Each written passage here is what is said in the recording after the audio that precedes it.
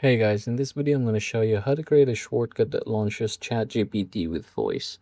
Now let's go ahead and open shortcuts once again, and from here we're going to go ahead and create a new one.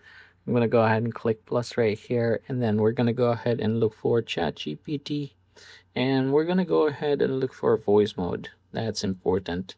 Yeah, once we're done, I'm just going to go ahead and close this just like so, and we're gonna go over to the settings. Now I'm gonna go ahead and click the settings right here, and then from here I'm just going to go ahead and type here voice mode or voice control.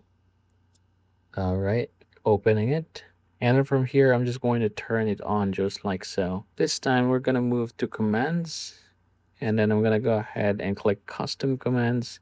And you have the new command right there, so I'm going to click that one, and I'm going to go ahead and type here hey chatty, just like so. And then for the action, you can go ahead and click on that, click run shortcut, and you have the voice mode earlier, so go ahead and do that one, and then I can go ahead and click the save button right here.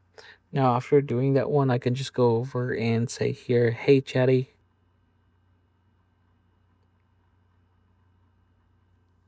Hey, how's it going? I'm looking forward to working together.